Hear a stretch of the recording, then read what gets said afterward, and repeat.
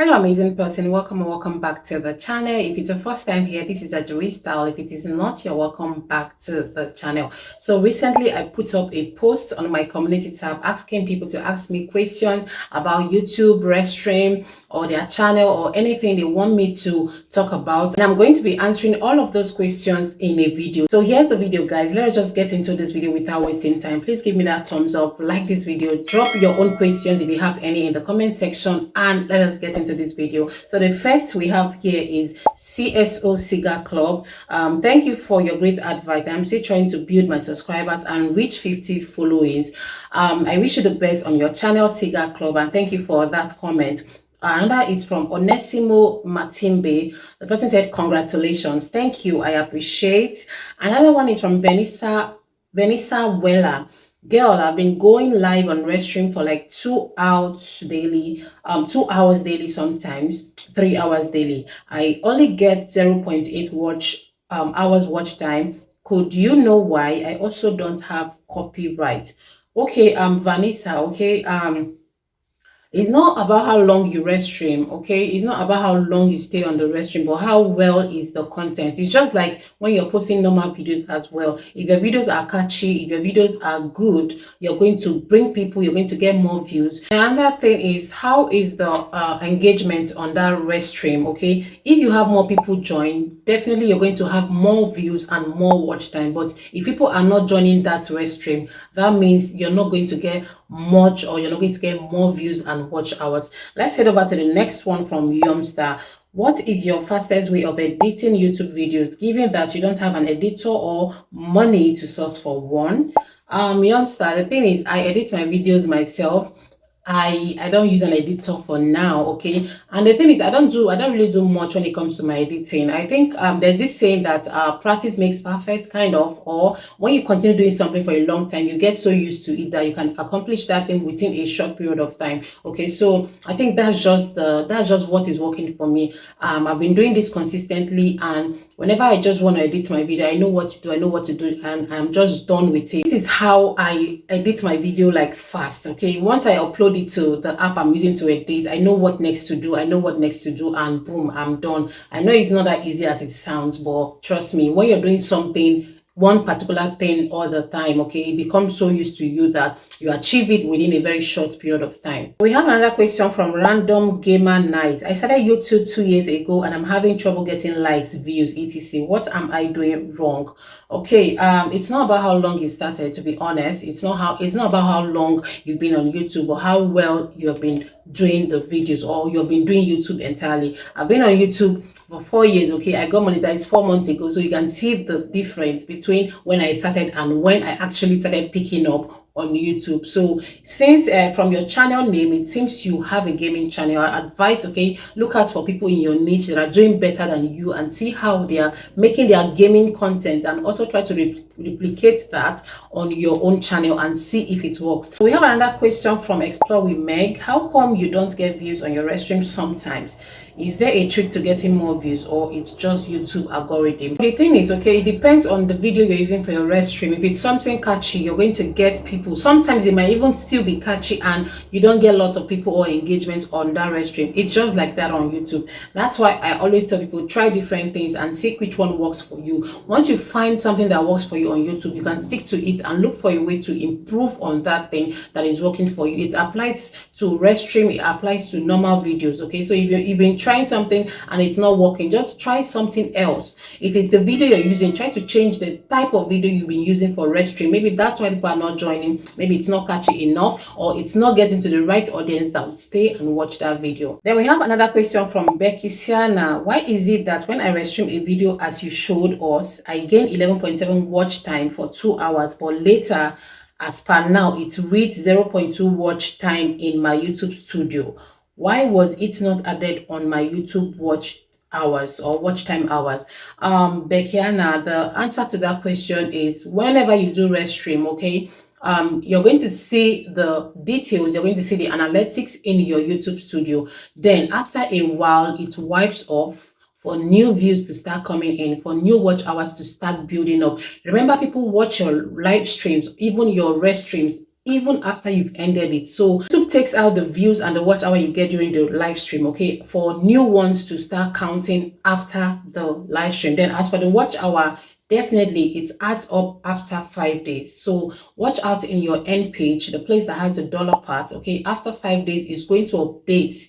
Okay, so you're not going to see it add to your watch time immediately, but you can see it after 5 days. But there's also another way you can see it immediately, but I don't want to make this video too long, so maybe I'll make another video, or you can inbox me on Instagram and I'll show you how to do that, or check if that watch hour has updated or not. So we have another question, okay, from Diaspora Lounge. What if it's not a question, just to say hello and appreciate you sharing your experience? Thank you so much, I really appreciate that.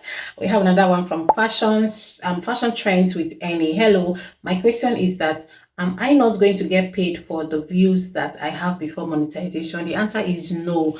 You're not going to get paid for the views you got before monetization. You're only going to get paid for the views you accumulate after you have been monetized, okay? All those views you got before you got monetized, YouTube will not pay you for them, but the ones you get after you have been monetized is the ones YouTube is going to pay you. Another question we have from Youngster: why is it that the same video title doesn't blow up channel B, yet channel A is blowing up with the same title? Okay, Youngster, there's one thing, okay, what rocks your boat might sink my ship. Like, it applies to some channels on YouTube, but here are some factors that could determine why a title blows up one channel and not the other.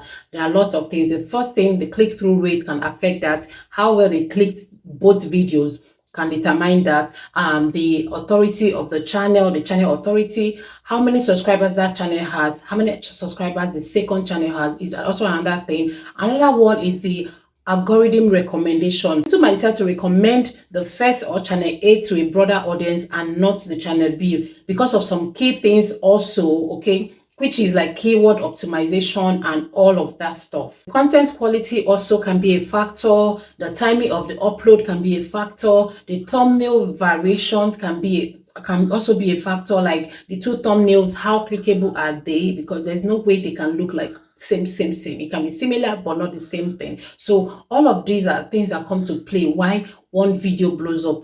The same thing doesn't blow up on the other channel. It's just a lot on YouTube. We have another question from Igodo family. The person asks, please, what is Restream all about and how does it work to get high views?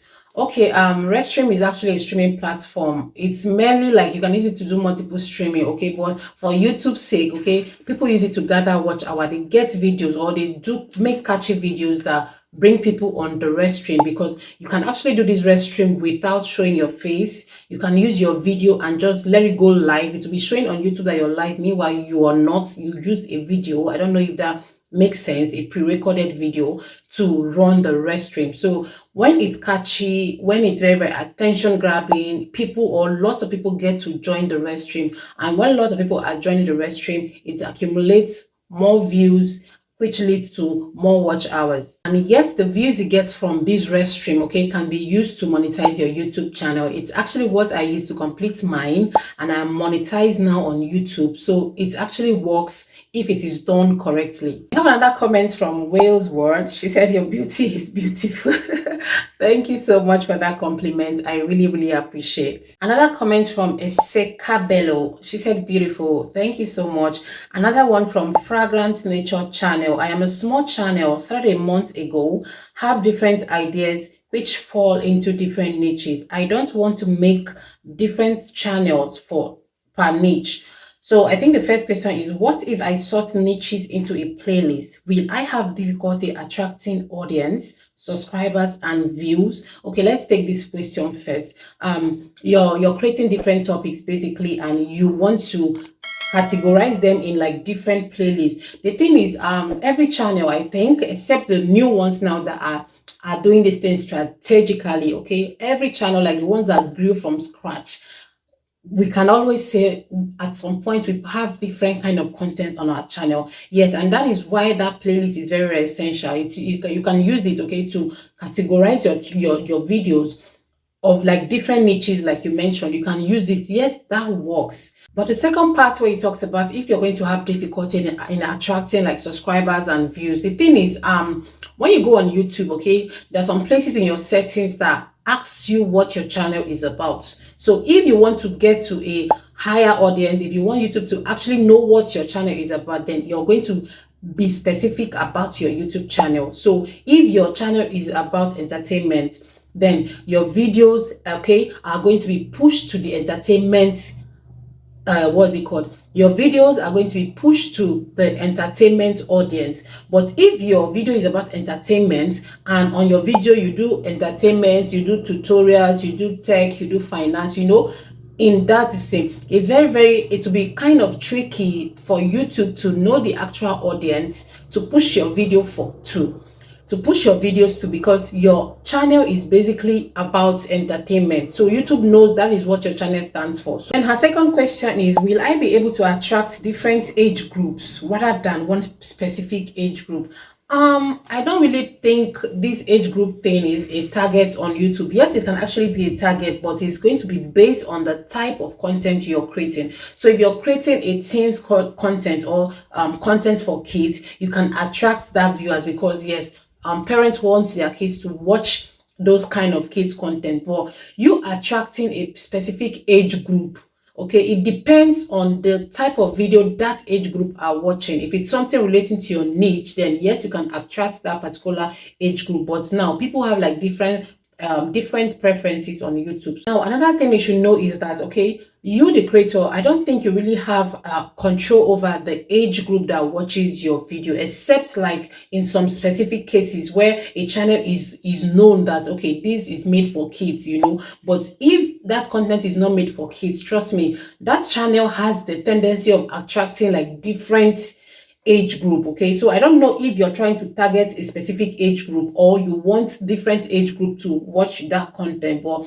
it depends on the content. Okay, and I don't think you have control over like the age group that can watch that content. Like if you go to your YouTube analytics, there you're going to see the people that are watching. There's some content that you see that, okay, a certain age group is watching, and there's some content that from 13 to over 65 plus are also watching. So I don't think you, the creator, have a hand in that, okay, to determine the age group that YouTube pushes your content to. Okay, we've come to the end of it, and I hope you found this very helpful. If it was, please subscribe to the channel, and also check out some other videos that are very helpful for you to watch on the YouTube channel. Subscribe to the channel, like this video, and drop other questions you have in the comment section, and click on the video on your screen how you can Restream properly. And this is another one, everything you need to know about Restream. Click and watch, and I'll see you in that video.